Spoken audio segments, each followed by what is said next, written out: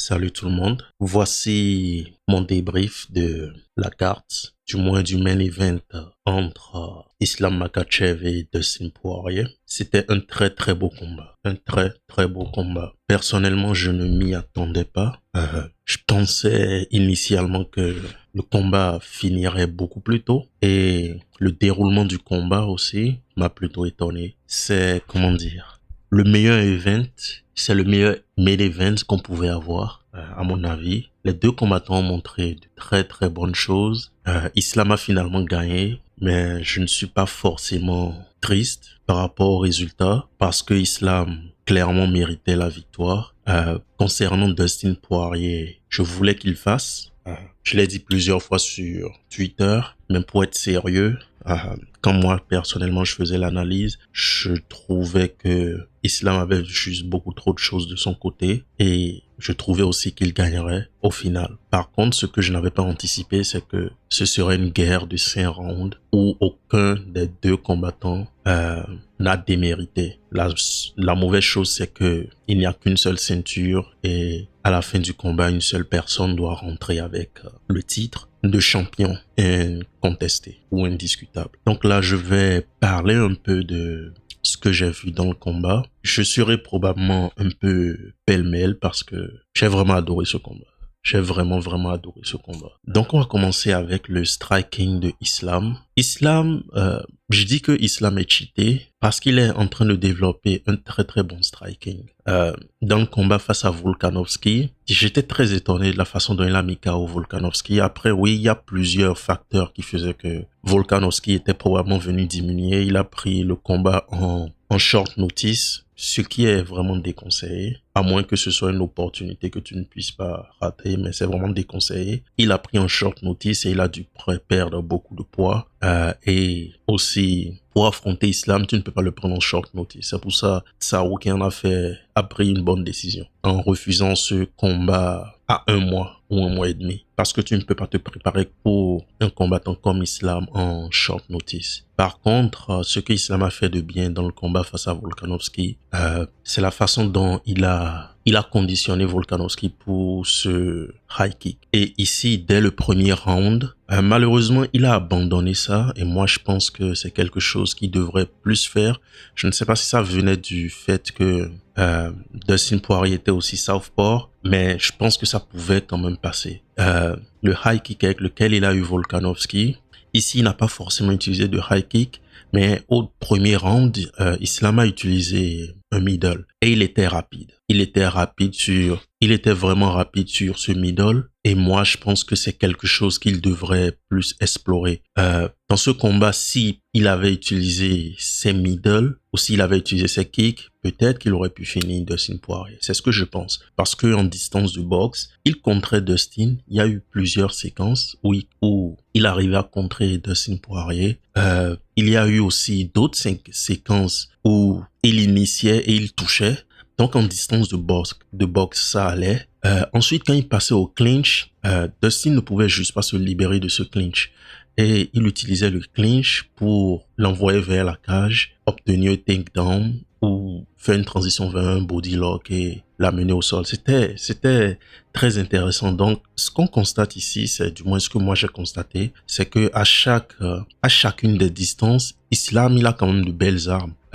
Ici, il n'a pas trop utilisé la distance de kickboxing, ou du moins il n'a pas utilisé forcément beaucoup d'armes qu'on utilise à longue distance, mais il a des kicks qui vont très vite et en distance de kickboxing, il peut opérer. Maintenant, quand on arrive dans la distance de boxe, Islam est resté debout avec Dustin Poirier pendant 5 rounds. Il a eu une bonne partie du combat où il était debout avec Dustin Poirier, où il touchait Dustin Poirier, où il faisait mal à Dustin Poirier. Donc, même en distance de boxe, il est extrêmement dangereux. Et c'est contre aussi la façon dont il a contré Charles Oliveira pour prendre la ceinture. Même ici, à certains niveaux, il contrait en fait Dustin qui voulait rentrer. Et Dustin se couvrait. Par exemple, ça, c'est quelque chose que je n'ai pas forcément trop aimé dans la défense de Dustin. Après, peut-être qu'il y a une raison pour laquelle il l'a fait, mais il se couvrait un peu comme Chito Vera. Alors que d'habitude, du moins de ce de ce que je pense ou de ce dont je me rappelle, il a l'habitude de se couvrir et de bouger. Mais ici, il se couvrait juste et il restait en distance de boxe. Peut-être que c'est parce que il voulait pas trop se rapprocher de la cage, mais on va en parler. On va en parler un peu plus tard. Donc, pour continuer avec le striking d'Islam, j'ai trouvé que c'était excellent. C'était vraiment bon.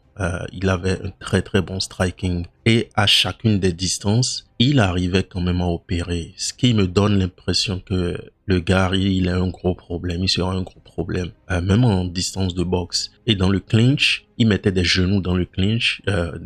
Il mettait des genoux au corps, ce qui est très bon aussi. Et ensuite, il l'utilisait pour obtenir des takedowns. Maintenant, pour parler de la lutte d'Islam, c'est excellent. C'est vraiment, il a une très bonne lutte. Il a une lutte de très très haut niveau. Oui, il a juste une lutte de très haut niveau. C'est différent de ce que Khabib faisait parce que Khabib contrôlait beaucoup plus les positions.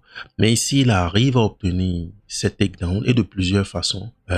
Avec le body lock, single. Je pense pas qu'il ait fait de double leg takedown, mais single leg, body lock, clinch. Vraiment, pour obtenir les takedowns, il a plusieurs voies pour les obtenir et quand il les obtient, il est beaucoup plus agressif que Khabib. Khabib avait plus tendance à prendre son temps pour sécuriser des positions, mais Islam, même s'il le fait, ça se voit en fait qu'il cherche vraiment à finir et c'est ce que je disais par je l'ai aussi dit sur Twitter, c'est ce que je dis par la lutte qui est intéressante. Islam ne reste pas juste dans une position, il pousse. Comparé à d'autres lutteurs qui vont juste qui vont sécuriser la position et qui ne tentent pas de soumission. Au premier round ou au deuxième round, Islam, il a tenté, si ma mémoire est bonne, il a démarré sur une Kimura. Ensuite, Dustin a réussi à s'échapper en bougeant. Il a fait une transition de la Kimura à l'étranglement arrière. Donc ça veut dire qu'il a aussi un très très bon jiu-jitsu et qu'il peut gérer cette transition même face à Charles Oliveira. Quand Charles est tombé et était tombé au sol, il a sauté directement sur lui. Donc en fait, c'est aussi ça qui est dangereux avec Islam. Cette transition, ce choix de soumission, ça lui vient en une milliseconde, en une demi-seconde. Ce qui veut dire qu'il a un très très bon jiu-jitsu et il arrive en fait à trouver un moyen de faire passer ses soumissions. Ce qui est exceptionnel. C'est juste exceptionnel ce qu'il réussit à faire même dans la lutte. Il avait un peu de mal sur les takedowns au centre de l'octogone et je pense que c'est parce qu'il a fait le choix de les faire au centre de l'octogone parce que je suis pas sûr que Dustin Poirier faisait forcément un bon travail pour garder son dos hors de la cage, parce que c'est vraiment là que Khabib et Islam excellent. Tu ne veux pas forcément te retrouver dans un secteur de l'octogone où tu as le dos à la cage. Mais ça, c'était plus un choix d'Islam. Je doute que ce soit forcément parce que Poirier ait réussi à l'empêcher de faire ça. Mais on va parler un peu plus de Poirier après. Donc oui, ce qu'on peut dire en résumé sur Islam, c'est que il développe son striking, il développe aussi sa lutte, ça on le savait déjà, mais il est en train de progresser, il est en train de devenir très à l'aise dans ces différents secteurs du MMA, d'où l'analyse comme quoi il est cheaté et j'étais vraiment surpris, je ne savais pas qu'il pourrait tenir aussi longtemps debout avec Dustin Poirier. Et pour passer à Dustin Poirier, brièvement on va passer à Dustin Poirier. Dustin a fait de très très bonnes choses, on connaît déjà son striking, il a striké mais j'ai trouvé qu'il se faisait quand même toucher par Islam. Je ne sais pas si c'est parce qu'il était un peu sur la défensive parce qu'il y a toujours la menace du takedown avec Islam. Je ne sais pas si c'était ça, mais j'ai trouvé qu'il s'est fait quand même plutôt toucher et qu'il n'était pas à 100% dans les échanges. Mais quand même, il a quand même sorti une excellente performance. Et ce qui nous amène à sa lutte. Au premier round, il avait du mal à garder son dos hors de la cage. C'est-à-dire, au premier round, il s'est rapidement fait mettre dos à la cage et bon, c'était un peu compliqué. Il a passé une bonne partie de ce round au sol avec Islam. Mais mais comment dire, au deuxième, au troisième, au quatrième, je trouve il a relativement fait un bon travail. Comme je l'ai dit, je ne sais pas si c'est parce que Islam voulait striker avec lui, que c'était un peu plus simple pour Dustin de garder son dos à la cage, ou si c'était plus un facteur du fait que Dustin comment dire, il a trouvé une bonne façon de bouger de façon latérale, parce que Dustin, il arrivait toujours à réinitialiser les phases de striking au centre. Et peut-être que c'est pour ça que Islam a commencé par faire beaucoup de takedowns au centre. Mais c'est ça qui a vraiment changé au deuxième round. Mais maintenant, dans les séquences de lutte, qu'est-ce que j'ai pensé de Dustin? J'ai pensé qu'il a vraiment enduré. J'ai pensé que ses entraînements avec, je pense, Matthews Gamrot, avec Gamrot qui est, comme on le sait, un lutteur de très haut niveau aussi, ses entraînements ont payé. Parce qu'il a enduré, et même à certains moments où Islam lui tendait des pièges, parce qu'à un niveau, je pense au premier ou au deuxième round, Islam lui a tendu un piège, Islam avait son dos. Non, au premier round, dans la séquence où Islam avait son dos, Islam a fait comme s'il se levait, ce qui est un piège. Et Dustin aussi s'est dit, ok, c'est le moment pour me lever, mais souvent quand ça arrive, c'est que le lutteur, celui qui a ton dos, il est en train de te tendre un piège, et pendant que tu bouges, il veut prendre ton coup. Il veut prendre ton coup et compléter l'étranglement. Donc, Islam lui a mis ce type de piège, mais Dustin s'est très vite adapté, et j'ai trouvé que Dustin, il défendait beaucoup plus les mains. Il défendait mieux les mains et tout. Par exemple, dans le combat face à Khabib, il n'arrivait juste pas à garder son dos hors de la cage. Après, oui, et après, on connaît Khabib. Khabib, quand il t'attrape, écoute, le round est fini. Parce qu'il est très très fort en matière de contrôle. Donc ici, il arrivait à garder son dos hors de la cage grâce à sa façon de bouger et la façon dont il réinitialisait les actions au centre. Et même contre la cage, il se défendait bien. Il endurait beaucoup plus. Dans son combat face à Khabib, il était très gêné du fait qu'il ne pouvait pas se débarrasser de Khabib.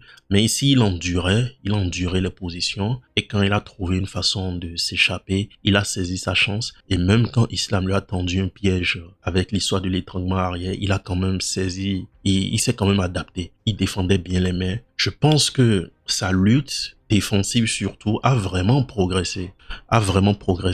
Et c'est pour ça que je me dis qu'il ne devrait pas prendre sa retraite. Donc là, on va passer directement à ce que Dustin a dit sur la retraite. Je pense qu'il ne devrait pas prendre sa retraite parce que je pense en fait qu'il est en train de progresser. Du moins en matière de lutte, il est en train de progresser. Et même son striking, il a toujours un striking d'élite. Ici, comme je l'ai dit, je ne pense pas que j'ai vu le Dustin vraiment létal, vraiment dangereux. Mais je pense que ça vient du fait qu'il y avait la menace du takedown de Islam qui était tout le temps là. Donc, il a un striking d'élite et je pense que sa lutte défensive est vraiment en train de progresser. Et c'est vrai, d'un point de vue motivation, il a donné sa motivation. Il veut plus se battre pour se battre, ce qui est totalement compréhensible avec quand on prend en compte la position dans laquelle il se trouve aujourd'hui.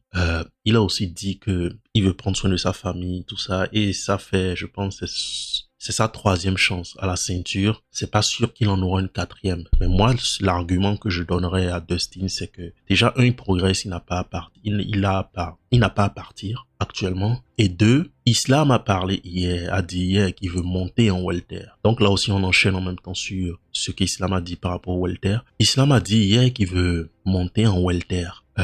Moi, je pense que c'est surtout lié, en plus du fait qu'il aimerait avoir une deuxième ceinture, je pense que c'est surtout lié au cutting, qui est très compliqué. C'était compliqué pour Khabib. Même le dernier combat de Khabib, beaucoup de personnes pensent qu'il a raté le poids.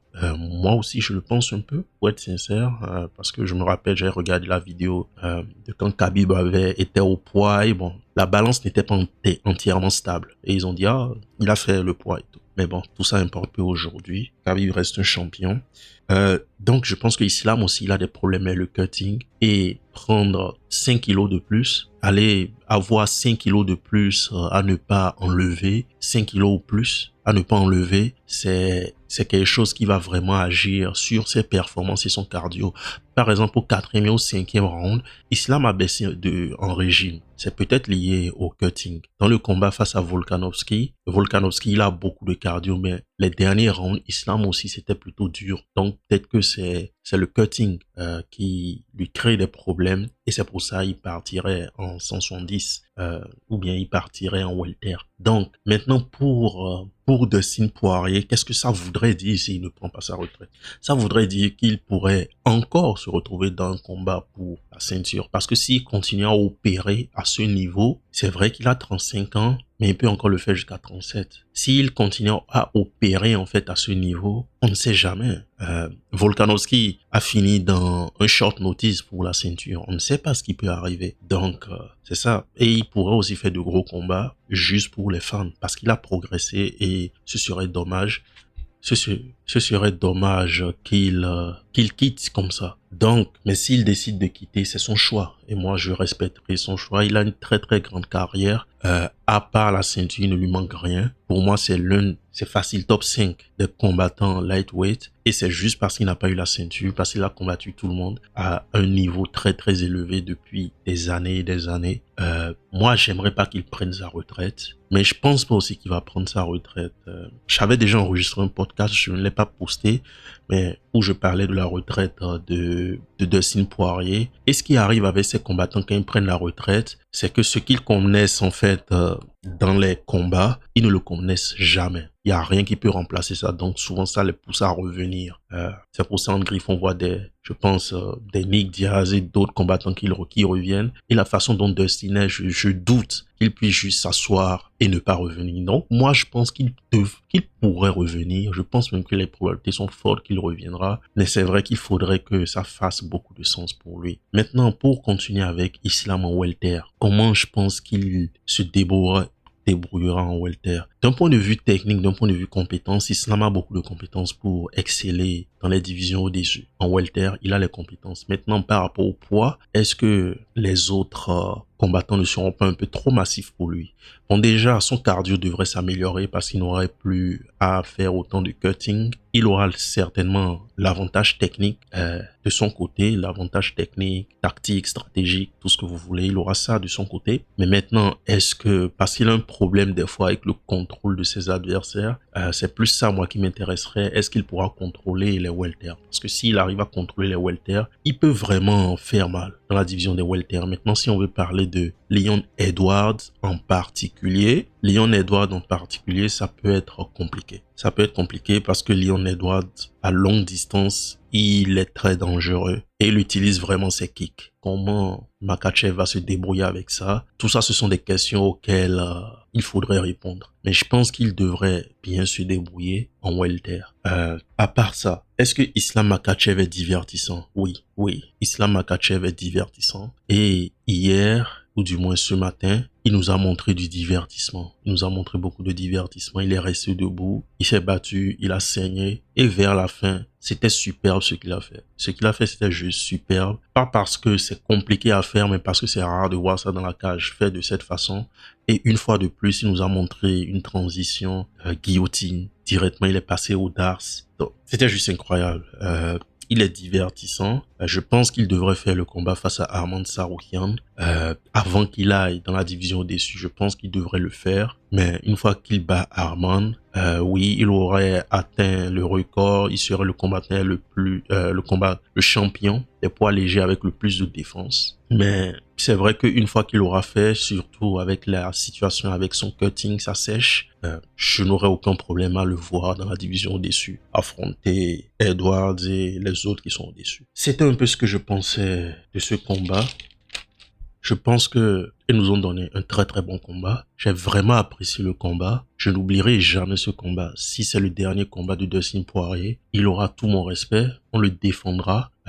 Moi personnellement, je le défendrai parce que ce qui manque à cet homme, c'est juste la ceinture, indiscutable. Je le défendrai et beaucoup de combattants devraient prendre exemple sur lui. C'est quelqu'un qui est passé à travers. Il a saigné, il a sué, il est passé à travers. Il n'a jamais abandonné. Donc, c'est un exemple pour nous tous.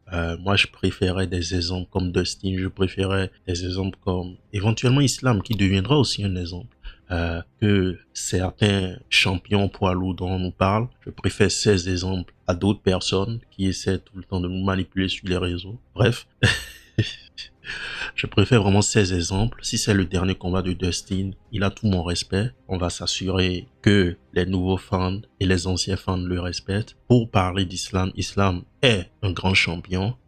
Je mettais des réserves par rapport à son style et tout. Il est divertissant. Il est vraiment divertissant après ce combat. J'espère qu'il gardera ça. Est-ce qu'il est humain? Oui. Est-ce que Islam peut perdre? Oui. Islam donne beaucoup plus l'impression qu'il peut perdre comparé à Khabib. Mais c'est aussi ça qui fait les grands champions. C'est aussi ça qui permet aux fans de s'attacher à toi. Quand tu es pratiquement un demi-dieu, c'est dur en fait pour les humains de... Je deviens philosophique. C'est dur pour les humains de se connecter. C'est dur pour les humains de s'identifier à toi. Donc c'est bien de voir Islam saigner, c'est bien de le voir aussi technique. Et il est un grand champion. Il est vraiment un grand champion. Je lui souhaite encore 2-3 défenses. On verra s'il combat Arman. Arman est un combattant que j'aime aussi, mais on verra. Celui-là aussi sera difficile à en griffe analyser, mais on fera de notre mieux. Et si Islam décide de partir en welter, je pense qu'il se débrouillera très bien. C'était tout pour moi. Abonnez-vous, partagez et on se dit à la prochaine.